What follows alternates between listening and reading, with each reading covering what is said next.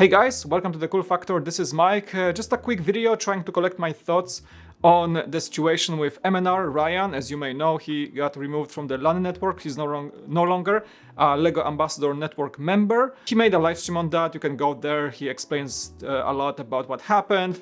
He doesn't really go into many specifics, but apparently there were some a collective of things that made it all happen. Some people were speculating that it was because of him talking about a certain Star Wars 2021 information, but as he said it in his live stream, there was more to that, and it was kind of in the making for a few weeks or months already. We don't know the specifics, but here we are. He's no longer a LEGO Ambassador Network member. He's been in this for 1.5 years, I believe, and one of the bigger channels as being an ambassador, of course. But I just want to take that situation and kind of get into why or what is happening. Why is LEGO Ambassador Network acting that way, and where we are right now as it comes to being a member, as it comes to how LEGO Ambassador Network is operating, what new things are going on. As you may have seen my previous past live stream, I did talk about the change of rules that Ash and Flash was reporting on, that LEGO is becoming more strict, more trying to control the information spreading or information sharing more than they used to. People may speculate as well that it was kind of MandR's fault that they kind of start cracking down a bit of those leaks, on those rumors, things. But I'm not trying to throw Ryan under the bus, because honestly we don't know what was the reason behind that. There was maybe a multitude of reasons. I think Ryan, as a creator, he has excellent work ethic and overall puts a lot of work into his channel, and he's very passionate about LEGO, so I don't think he's necessarily working in bad faith or anything like that. I find him as a very passionate colleague in the community, and his work just proves itself that he's doing a lot of good things for the LEGO community. All that out of the way, I just want to kind of come back to that situation where LEGO was mentioning that they're kind of improving the rules on the LAN network and where we are right now. So as I collect my thoughts, here is what I kind of think, that I kind of already shared with my audience on several live streams.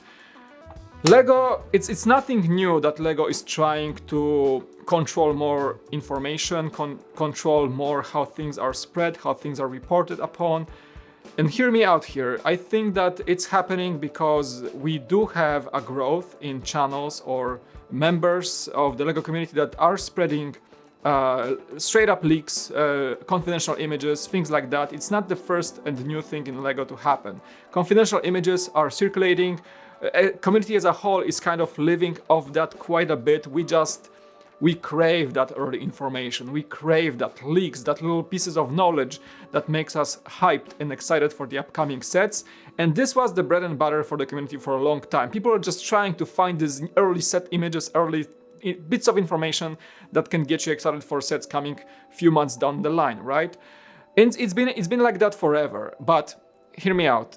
I believe that LEGO right now, as they're becoming more like they're already a recognized company, but they're becoming partners to a bunch of very significant and high-level IP holders like Disney, who owns everything pretty much at this point.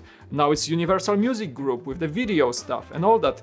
So LEGO is becoming more of a partner of a lot of IPs. LEGO is really going heavy on IPs lately. It's not nothing new, but I think, here's my theory. LEGO has all these partners around who are held to a bit of a higher standards. Like Disney, with their Marvel stuff and Star Wars stuff, and like big tech giants like Apple, Sony, you name it, they are very strict about leaking information, and they are very they can draw consequences when you leak information or where something gets leaked from within their company. They have much more control over it than LEGO does. I think LEGO is learning, just like it's growing up to become this e-commerce giant that is held up to a higher standards of the partners they work with. Imagine that. So that kind of explains in my mind why we are seeing change of rules. And things like if MandR did something wrong, I'm not gonna judge that of yes or no, but LEGO decided it probably was not the right thing for him to do. Whatever he did that justified the removal from LAN. They looked at this and probably they said maybe there were instances of other channels doing kind of similar thing, and they said maybe he became the black sheep of this whole situation by accident because he's such a big YouTuber. I don't know what's the deal here, but LEGO did change those rules probably in relation to the fact that they may have more signals from big IP holders to point at them and say, hey Lego, you're working with us, there's like multi-million dollars of things connected to that situation. We gotta hold you to a higher standard. So you gotta control your retailers more, you gotta control your fans a bit more. It sucks to say, and it's hard to say that Lego might be forced to control the information more overall. So they will crack down on especially LAN members. They will start probably cracking down, which they were terrible at, let's be honest here, like channels, Instagram accounts or YouTube accounts leaking information all the time is a big problem in Lego, and in the long run it hurts LAN members because LAN members are held to a high standard of rules. If you want to stay a LAN member, if you want to remain a LAN member, the rules are getting stricter and stricter by the month, by the year maybe, whatever it is. But you are held to certain dates, you are held to certain pieces of information you can or cannot talk about, and that just became, as I spoke previously, that just became a bit of a even more strict of a list. So according to Ash and Flash, as we talked about it, you cannot even speculate anymore, you cannot even share set names or bits of information that are something different than just the set number, which is, it sucks. It sucks on paper because the community is so used to those leaks, but the LAN members we're gonna be checked more upon as the time goes by on that such of kinds of information. So, you know, all in all, I think that Lego is really trying to kind of fix what they already kind of messed up by allowing the community to become so accustomed to leaks, bits of information before, like premature information, things that get, you know, shared beforehand, the official launch dates. And while they're trying to keep their LAN members in check more and more, I think they will try to keep the whole community in check more and more. We'll see how it becomes. As I'm recording this video, we're very early into that more like a stricter version of LAN, Lego Ambassador Network. We don't know how it's gonna look like a few weeks from now, a few months from now, or a year from now. Things can change by the week, you know, by the day, on how things get handled. We don't know if Lego will start issuing copyright strikes against channels who are not LAN members, who have thousands and thousands of views on information, videos, or pieces of audio that share a lot of information that we're not supposed to know about. We don't know, but Ryan's situation just like a moment in the history of Lego community that kind of shows what Lego is doing. Ryan was unfortunate enough. He's very open-minded. He's very, you know, as he said in his live stream, he's not a yes man that always abides by all those strict limitations that companies like Lego can summon upon him, right? So he's a very open-minded guy, and that's his choice to become more, you know, to share the fresh pieces of information. That's who he is, and he's proud of that. And you know, you can appreciate that, you can respect that. But you know, Lego will probably stop tolerating that in the long run. Maybe they did not really tolerate that all to that point, but they're gonna tolerate that even less after all this situation. So I think he just became unfortunate to be a big YouTuber, a very you know, solid person in the community. At the same time, that made him really quickly into the spotlight, and the consequences followed, right?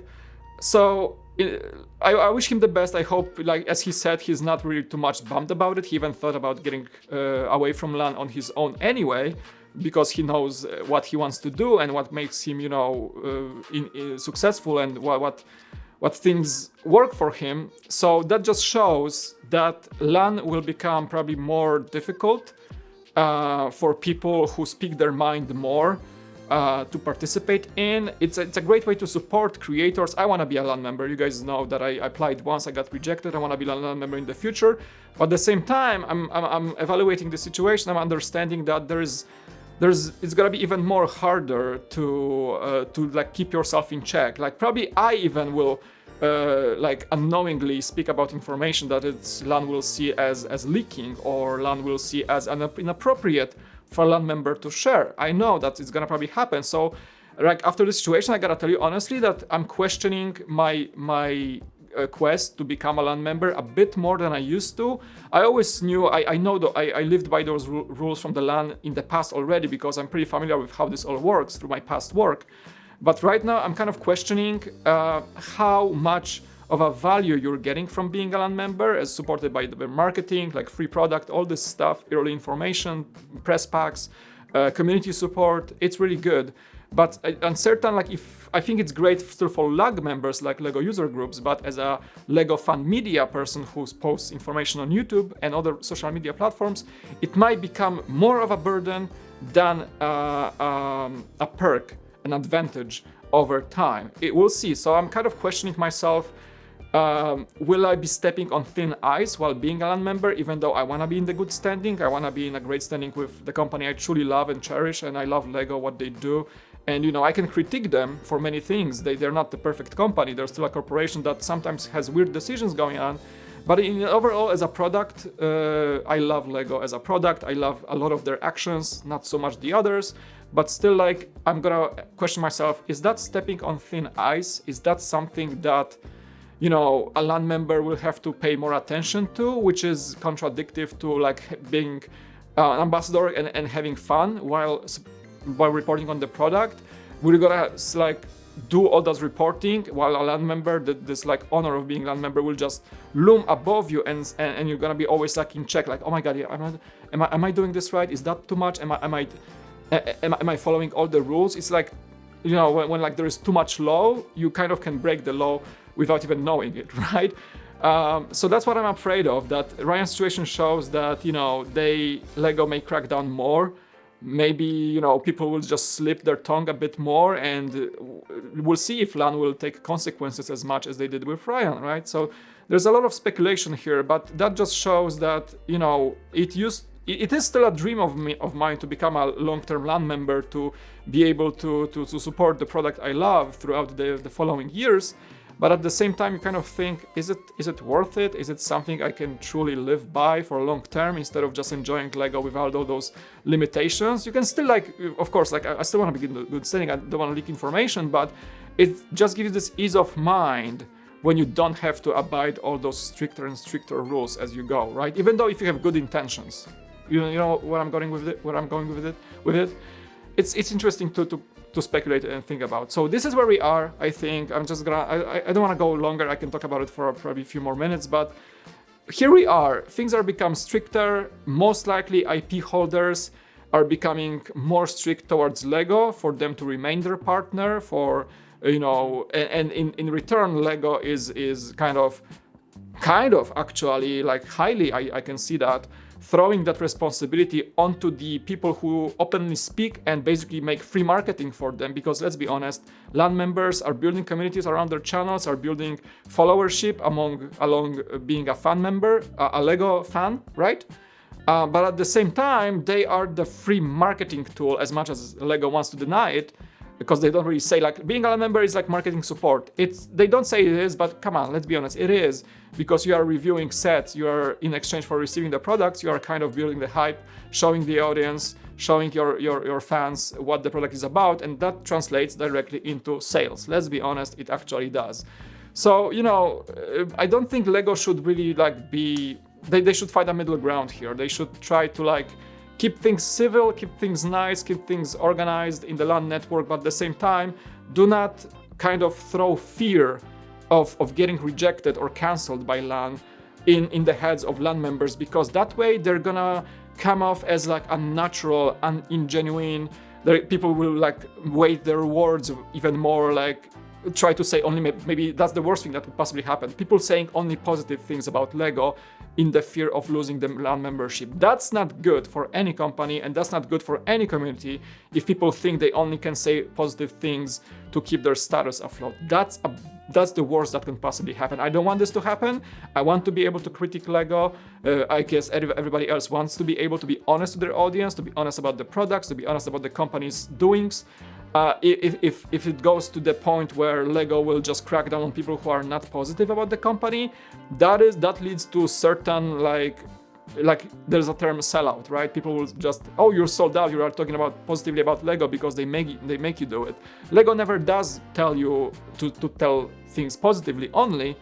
But what if it happens in the future? Like, we don't know. It's very speculative. So I do hope that this situation is just a blip on the radar. I hope Ryan will be just fine without the LAN support. I'm sure he is. He's a big YouTuber. He knows what he's doing, and he's gonna be fine with that. But, you know, all in all, just to summarize this all, it just shows that it's a bit of a change of an era when it comes to being ambassador. As I said, I'm questioning my quest to become a land member in the future. I'm probably gonna still apply again, but I'm gonna keep in mind like, yeah, I'm applying again, and I probably have a bigger chance of getting in, but at the same time I have to accept all those stricter and changing rules into my workflow, my life of Lego, and is it worth it? I still don't have the answer, so I don't know at this point. I'm gonna probably think about it even more the closer I get to being able to apply again down the line this year. We'll see, right? So let me know what you think in the comment section below. Again, there's a link to Ryan's live stream below if you wanna see what he had to say.